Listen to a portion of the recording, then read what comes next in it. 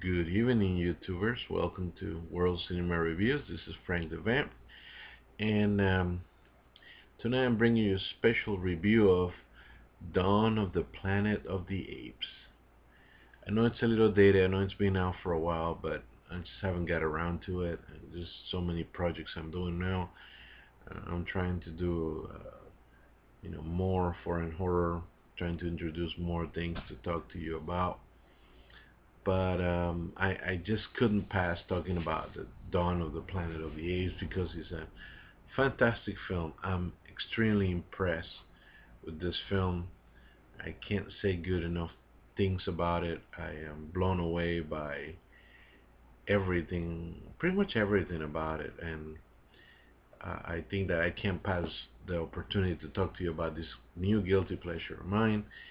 And let's just talk about why this film is so special. Directed by Matt Reeves, starring as as as a voice, Andy Serkis as Caesar, as the leader of the apes. Jason Clarke as Malcolm, and Gary Oldman as Dreyfus, among others. Um, this film, of course, is the sequel of Rise of the Planet of the Apes, which was a really good film with James Franco.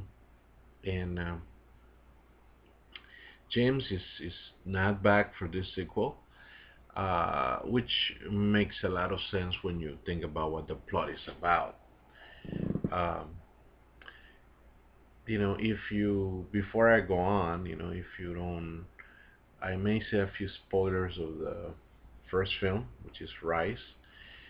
Um, so if you haven't seen that film, go watch it, then come back and watch my review. Um, but so I hope not to spoil entirely too much. But so basically, James Franco in the first film was basically the scientist who was working as with this um, virus that supposedly is gonna help um, humans get better from Alzheimer's. This new drug design tested on apes, and things go wrong, and then Caesar, um, this little ape is adopted secretly by James Franco, and raised him, and throughout at the end of the film, things extremely go haywire. Um, One bad thing that it's evident at the end of the first film is the fact that there may, the apes who have been genetically enhanced because of an accident, um, they have been able to get greater intelligence, which makes them rebel and makes them, seek out the woods outside of San Francisco, California, and Caesar, their leader, the ape, um, pretty much just leads an attack of apes against humans, marking the first confrontation. The movie stars years later, after that confrontation is over, Caesar being older, and the apes are sort of starting to develop an early society with families and a place to live, and they have knowledge of basic weapons, horse riding, just like a primitive society. There is a kingship, a rulership, led by Caesar, second in command Kobe, that they cannot stay away from humanity. Meanwhile, humankind is being wiped out by this virus that got out of control, and millions and millions of humans have been wiped out, unfortunately. And the few that remains that are immune to the virus are in need of getting some natural resources that are in the territory where the apes live, especially electricity. And here comes where the necessity of humans interferes with the survival of the animals, making them a confrontation. And let me tell you why this film so awesomely works. That's where I'm gonna, leave the story. Um,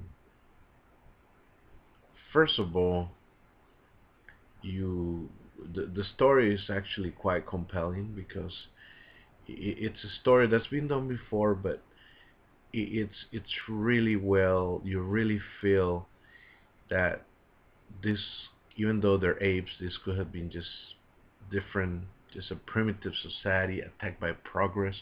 So you have the progress against early societies, so cultures being just wiped out because of the need of expansion or the need of some natural resources, and those needs are set to be second place to either greed or survival. And so this is actually quite interesting story. uh, we have that, and we have also the interests of the points of views of the cultures are really neat, because you see how the humans are right in so many things, but you see how they're not. So we could probably relate today, like, like we need oil, right? We need oil to run cars, to electricity, to make plastic things and that we need to survive. However, when we exploit oil, we may kill some animals on reserves, natural reserves, and are we doing the right thing? You kind of develop this hypothetical, um, no talks that morality, tales of morality, and it's really well done. Another reason why this really works, it's Circus, is his acting as Caesar, the ape, the leader of the apes, is so fantastic. He's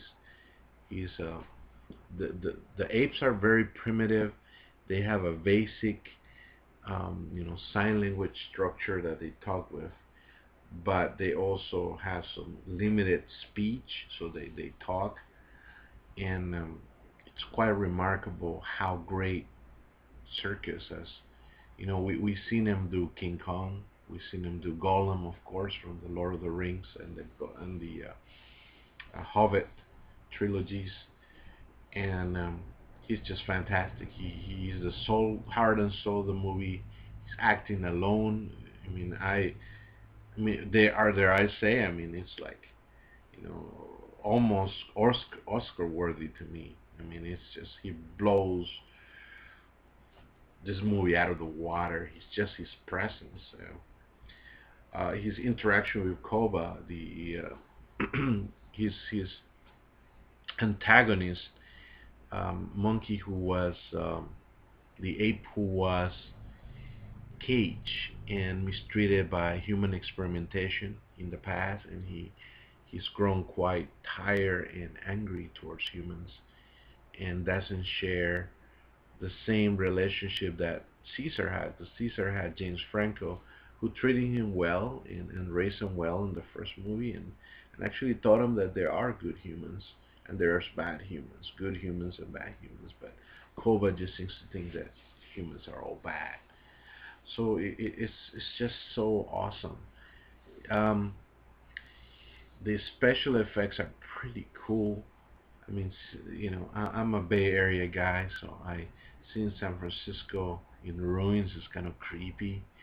You know how the vision of futuristic San Francisco could be, and all the things that, you know, on the first movie we saw the Golden Gate Bridge and all the things like that. You know, we're being attacked by different kinds of apes, anything from gorillas to chimpanzees and all kinds of other species of monkeys. But it's just superb. The special effects are darn good. This movie has been a huge success.